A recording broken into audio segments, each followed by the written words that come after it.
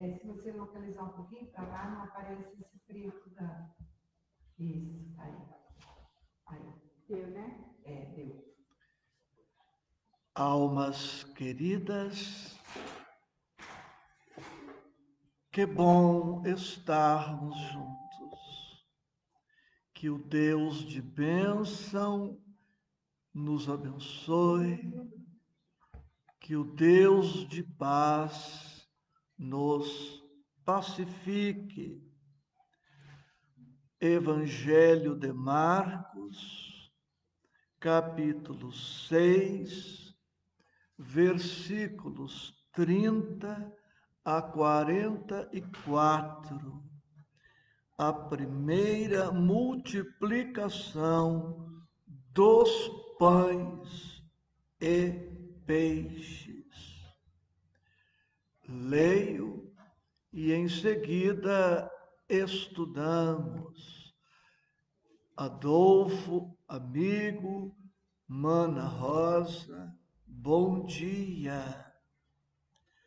E os apóstolos ajuntaram-se a Jesus e contaram-lhe tudo, tanto o que tinham feito, como o que tinham ensinado. E ele disse-lhes: vinde vós aqui à parte, a um lugar deserto, e repousai um pouco, porque havia muitos que iam e vinham e não tinham tempo para comer. E foram sós num barco para um lugar deserto. E a multidão viu-os partir, e muitos o conheceram e correram para lá a pé de todas as cidades, e ali chegaram primeiro do que eles, e aproximavam-se deles. E Jesus, saindo, viu uma grande multidão e teve compaixão deles, porque eram como ovelhas que não têm pastor. E começou a ensinar-lhes muitas coisas. E como o dia fosse já muito adiantado, os seus discípulos se aproximaram dele e lhe disseram: o lugar é deserto e o dia está já muito adiantado.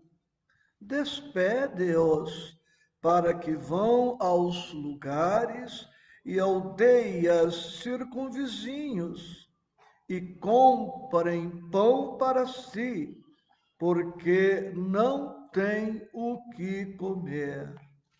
Ele, porém, respondendo, lhes disse: dai-lhes vós de comer. E eles disseram-lhe: iremos nós e compraremos 200 dinheiros de pão para lhes darmos de comer?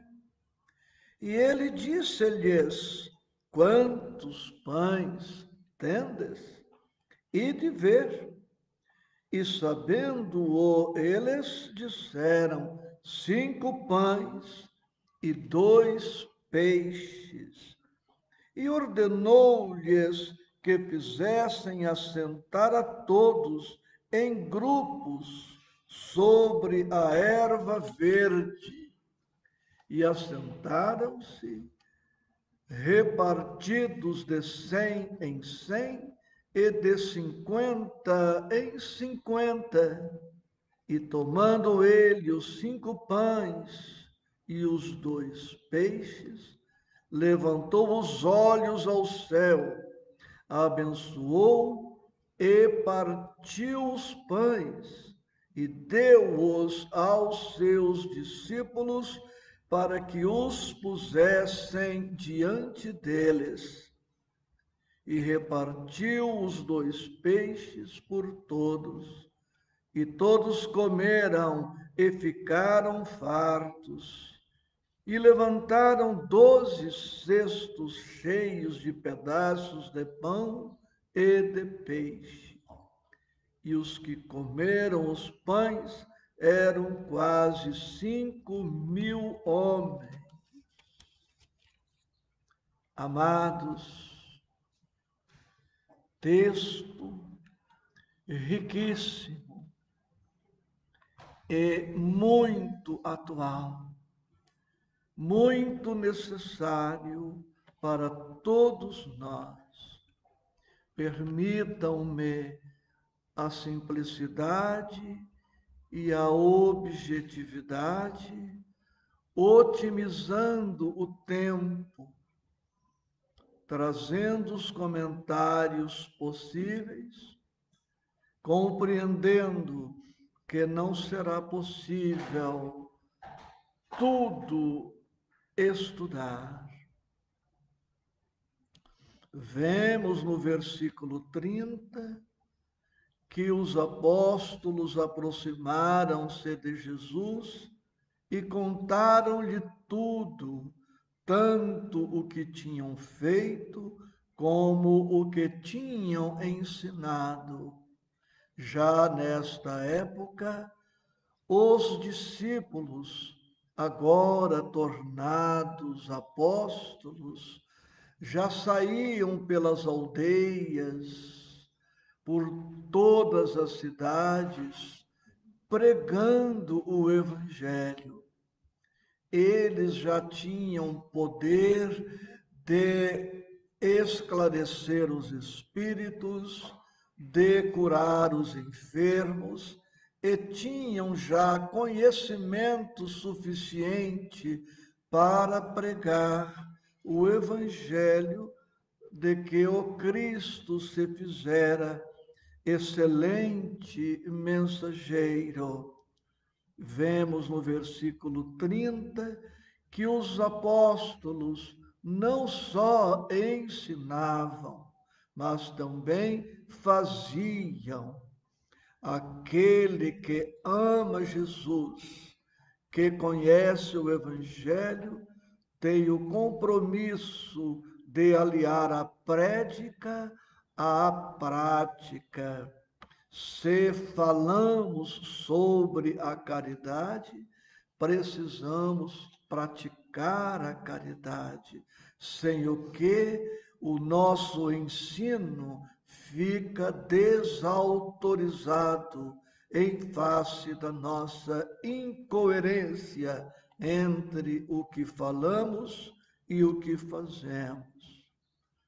No versículo 31, Jesus chama os seus discípulos, apóstolos, à parte, a um lugar deserto e sugere-lhes que repousem um pouco.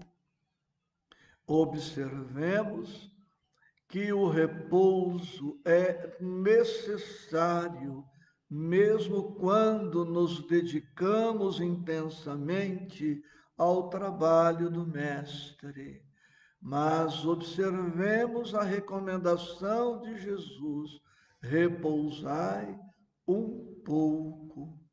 Precisamos distinguir o que seja repouso e o que seja ócio, o que seja repouso e o que seja preguiça, o que seja repouso e refazimento com negligência, com o abandono das tarefas que nos estão confiadas. De vez em quando, precisamos procurar um lugar que nos permita a meditação, o refazimento, mas este lugar deserto nem sempre será um lugar físico, material.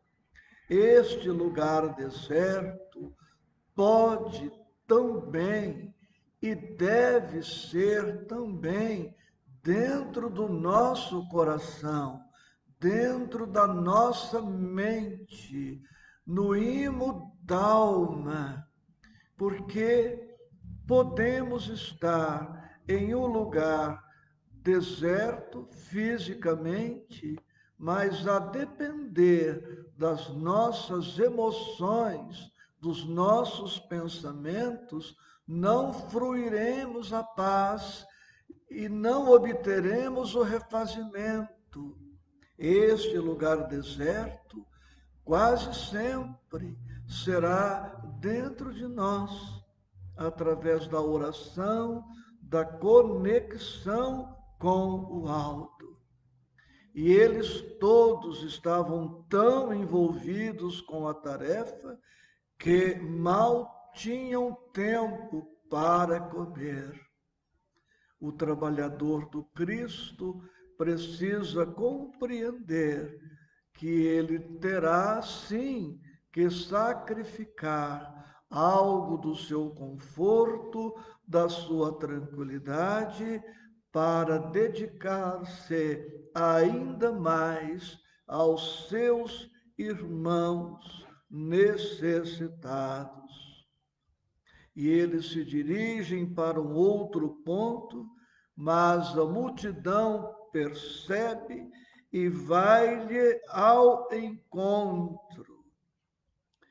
E observamos no versículo 33 que o povo se aproximava de Jesus e que Jesus se aproximava do povo. Não é difícil agora imaginar a cena.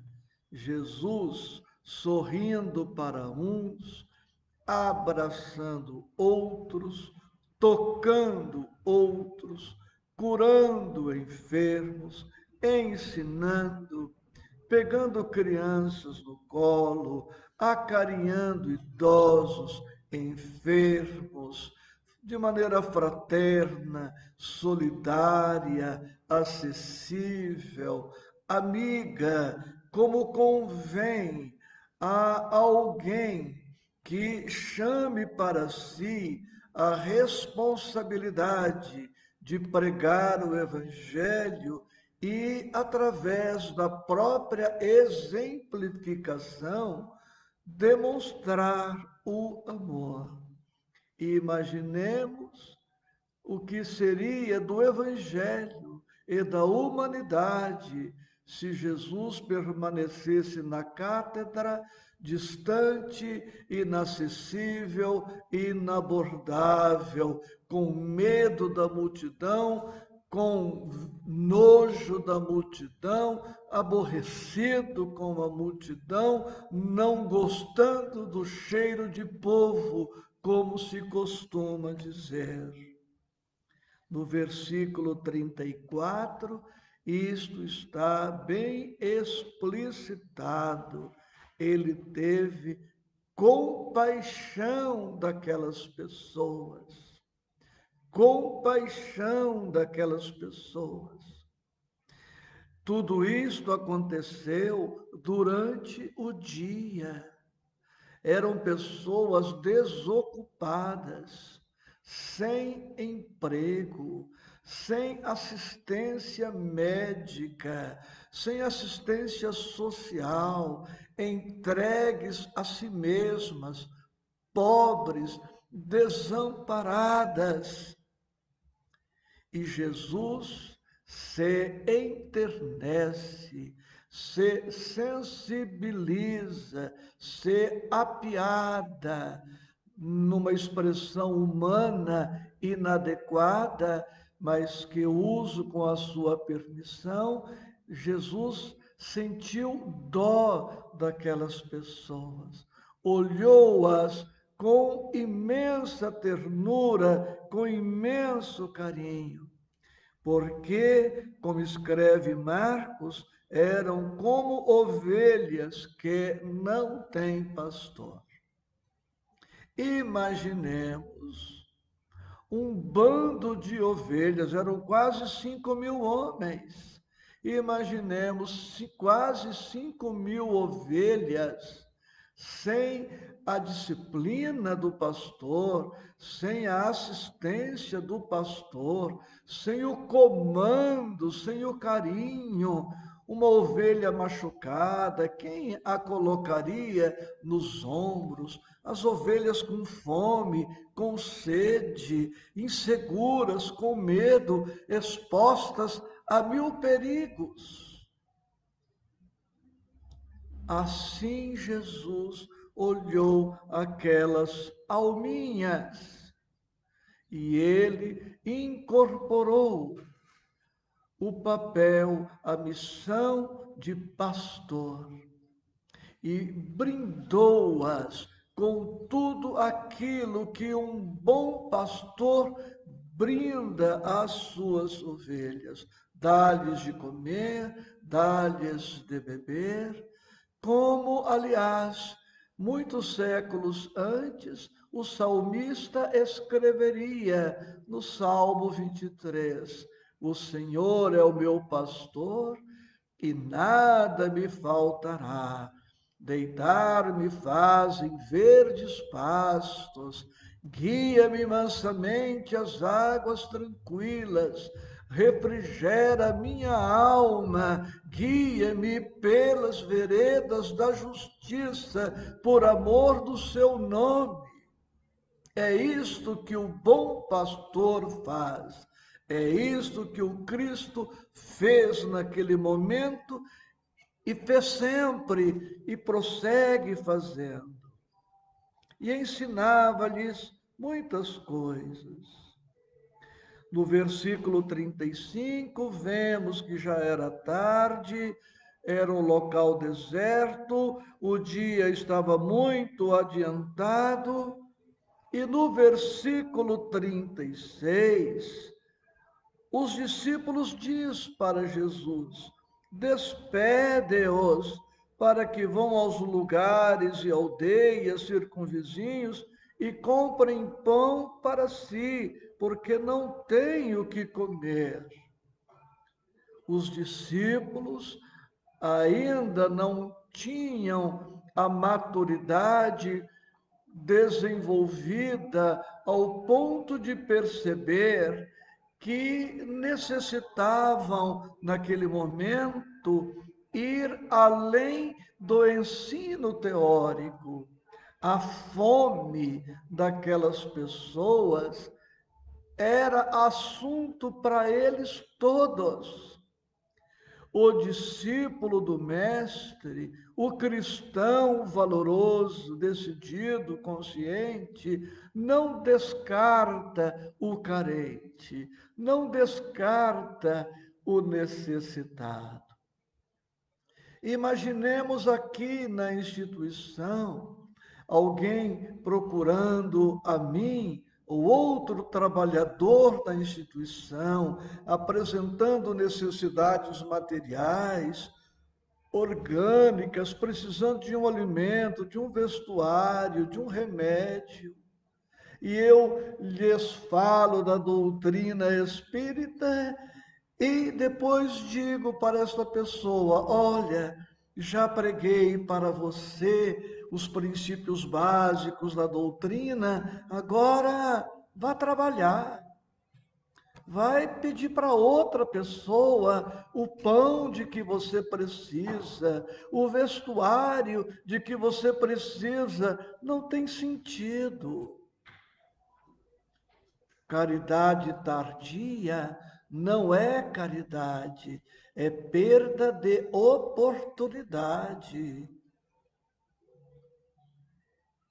E Jesus, no versículo 37, vai ensinar os discípulos, dizendo: ele, porém, respondendo, lhes disse: dai-lhes vós de comer. Ora, eles ficaram o dia todo conosco, compartilhei com eles do Evangelho, falei-lhes do amor, falei-lhes da cooperação, falei-lhes da solidariedade, falei-lhes da importância do auxílio mútuo, e agora nós os despedimos? Não, dai-lhes vós de comer. Eles não entenderam bem num certo momento, mas o 38 vai nos esclarecer. Os discípulos imaginaram que precisariam eles ir à cidade e comprar. Mas Jesus queria dar a eles uma outra lição, muito mais importante do que simplesmente ir na cidade e comprar alimento. Ir na cidade comprar alimentos era, sem dúvida, uma iniciativa muito boa. Mas olha a pergunta que Jesus faz no versículo 38. Quantos pães tendes? Ide ver. E sabendo eles, disseram: 5 pães e 2 peixes. Vejam só, quantos pães tendes? Jesus estava dizendo para os discípulos e dizendo para nós isto. Você não tem nem um pedaço de pão aí? Você não tem nada aí no seu farnel, na expressão cabocla, no seu embornal, no seu borná, ainda mais acaboclado? Você não tem nada aí não para poder dividir com eles? Divida o que você já tem. E eles disseram: 5 pães e 2 peixes. E não por acaso, 5 pães e 2 peixes. 5 mais 2, 7. E 7 na época era um número já cabalístico, místico, que representava a perfeição, a plenitude, a totalidade. O aparentemente pouco dos discípulos era, na verdade, tudo o de que Jesus precisava para compartilhar com as pessoas. Era tudo que as pessoas necessitavam. Ou seja, o que tenho para oferecer? E me emociono ao te dizer isto. Se o aparentemente pouco é tudo que temos, e estamos compartilhando o pouco que temos com quem tem menos ainda, o beneficiário não poderá se queixar, não vai nos criticar, porque ele estará vendo o nosso esforço, nosso sacrifício, a nossa renúncia. Ele perceberá que estou abrindo mão de alguma coisa do pouco que tenho para compartilhar com ele. Triste, melancólico, frustrante, decepcionante é quando aquele que pede percebe que nós temos muito e só concordamos em dar-lhe uma migalha do muito que temos. Então aqui Jesus está dizendo: não se aflija, o que você tem? Dê isto. E Jesus está dizendo o seguinte: o aparentemente pouco que você tem é muito para o outro, é o bastante para o outro, ele nem precisa disto. Mas há outras lições ainda no texto e nós precisamos seguir, senão ficamos amanhã no versículo 38. E ordenou-lhes no 39: que fizesse assentar a todos em grupos sobre a erva verde. A gente lê, relê, trilê e fala, mandou lá sentar em 100, lá sentar em grupos.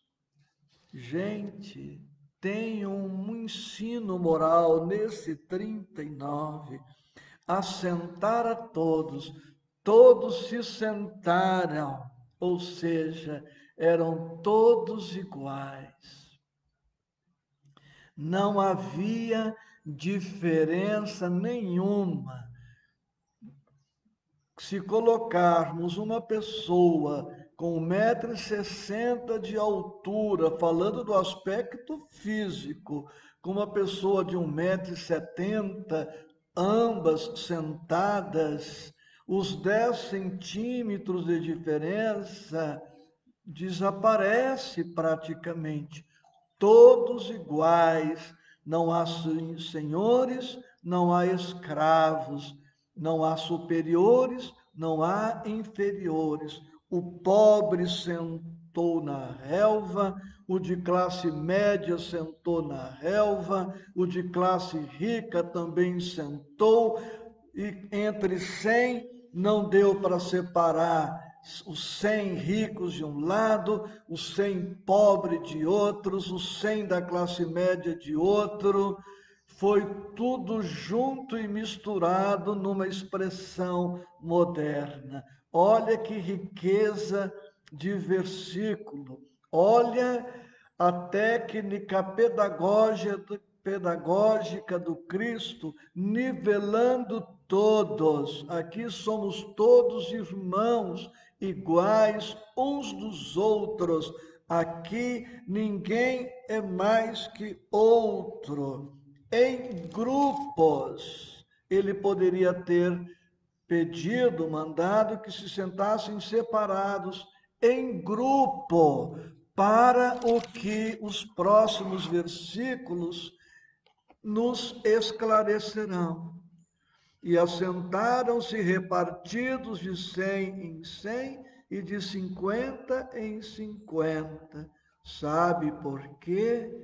Porque no meio destes 50 ou 100, além dos 5 pães e 2 peixes dos discípulos, certamente outros tinham também algum pão, algum peixe, algum produto, e todos foram concitados a somarem esforços para poder dividir.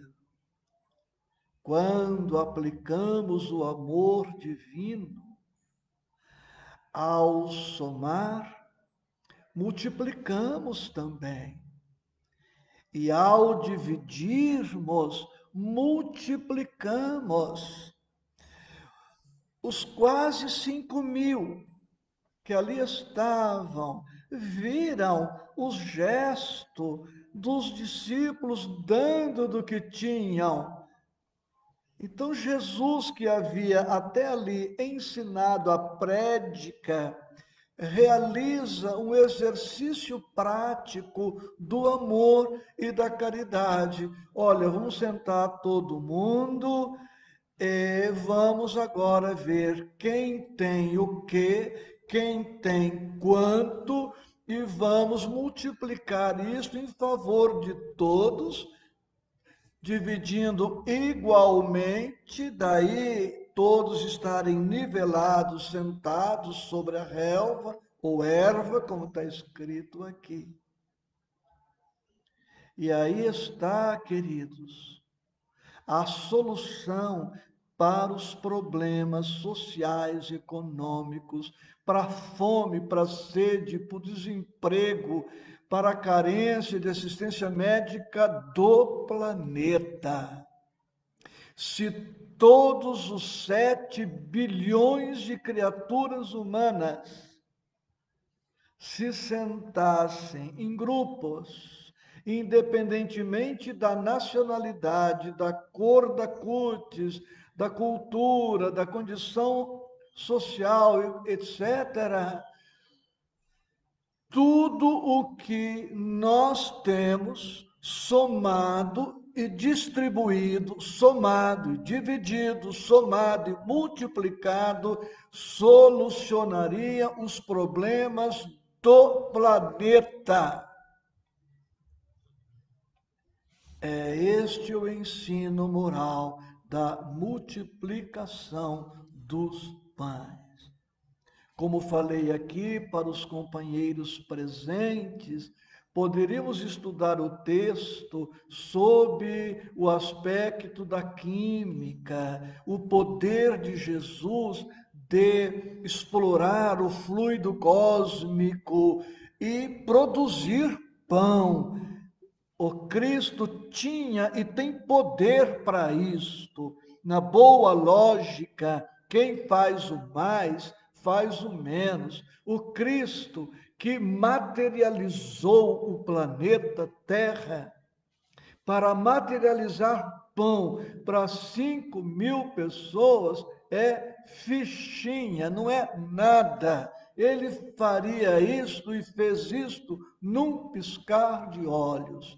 Na minha fé, eu estou convicto que Jesus também manipulou fluidos e produziu pão. Mas ele quis, a par de mostrar o seu poder sobre os elementos da natureza, ele quis chamar os discípulos ao compromisso da partilha, ao compromisso da solidariedade, do auxílio recíproco. Porque se Jesus faz aparecer pão, mata a fome de 5.000 pessoas, e os discípulos de braços cruzados, qual a lição que Jesus estaria dando para eles? A lição da indiferença, do desprezo pelos problemas alheios. E Jesus opta por dar-lhes este ensinamento. No 41, vemos que Jesus toma os pães, peixes, levanta os olhos ao céu, ora a Deus e abençoa os pães, os peixes e dá-o aos seus discípulos. 41 é atualíssimo, queridos. Quem não conhece o brocardo popular, quando diz que o pouco com Deus é muito? Versículo 41. O pouco com Deus é muito. Jesus tomou 5 pães, 2 peixes. Talvez fosse pouco do ponto de vista numérico, mas Deus tem muito mais para nos oferecer. E o milagre da semente? Nós plantamos uma semente, a semente vira uma árvore que dá frutos, os frutos, milhares de sementes que plantadas se transformam em pomares gigantescos. Então, esses pães e esses peixes eram como que a semente que nós estávamos oferecendo, ou estamos oferecendo, ou ofereceremos no futuro para que Deus continue multiplicando. E repartiu os 2 peixes por todos. Outro ensinamento no 41. Os discípulos deram os pães e peixes, Jesus os multiplica, mas quem distribuiu pães e peixes pelo povo não foi Jesus, foram os discípulos. Compreenderam? Os discípulos foram ao encontro de um por um. 12 discípulos serviram quase 5.000 pessoas. Imagina o trabalhão que eles não tiveram. 12 garçons para atender 5.000 pessoas num banquete. E a lição para todos, cada um esperou no seu lugar, no seu grupo a sua vez de receber o seu pão, confiando humildemente, esperando de maneira otimista, certos de que o seu pedaço, a sua côdea de pão viria a seu tempo. Então, se nós temos algo para compartilhar, compartilhemos, certos de que Deus multiplicará. E se estamos no lugar daqueles que necessitam, confiemos, como hoje nós publicamos no grupo Amai-vos e Instruí-vos, um texto de Emmanuel, comentando o apóstolo Paulo: fé e serviço, calma, sem ócio. Vamos continuar trabalhando, confiando, certos de que a providência divina está providenciando o de que nós carecemos. E com a partilha 42, todos comeram e ficaram fartos. Todos, sem exceção. Quem merecia e quem nós, na nossa cegueira, pensaríamos que não merecesse, todos comeram. Até os ricos que estavam lá comeram, até quem tinha também comeu. E deu até aí uma expressão quentinha, não é? Que a gente anda distribuindo por aqui também. Porque no banquete de Deus, no banquete do Cristo, ninguém fica excluído. 43, e levantaram 12 cestos cheios de pedaços de pão e de peixe. Como em Jesus, nada é por acaso. Levantaram 12 cestos, porque àquela época eram 12 as tribos de Israel. Jesus estava dizendo: vocês, discípulos, precisarão distribuir do pão do Evangelho para toda a Israel, ou o Israel, a depender de como queremos nos expressar. Todo judeu receberá deste pão. E mais tarde, os gentios também haveriam de receber daquele pão. Pão material e pão espiritual. Se Jesus estivesse hoje encarnado no Brasil, multiplicando pães e peixes, no versículo 43, estaria escrito assim: e levantaram 27 cestos cheios de pedaços de pão e de peixe para os 26 estados e para o Distrito Federal aqui do Brasil. Parece-me que nos Estados Unidos são 50 estados, não importa o número. Se Jesus estivesse hoje nos Estados Unidos multiplicando pães e peixes, o evangelista de plantão diria: e levantaram 50 cestos cheios de pedaços de pão e de peixe. Ou seja, o pão do Cristo, a água viva que o Cristo trouxe, não é para alguns, é para todos, é para toda a humanidade. Quantos pães temos? Quanto temos de dinheiro? O que tenho de amor? Devo multiplicar em favor dos que amam menos.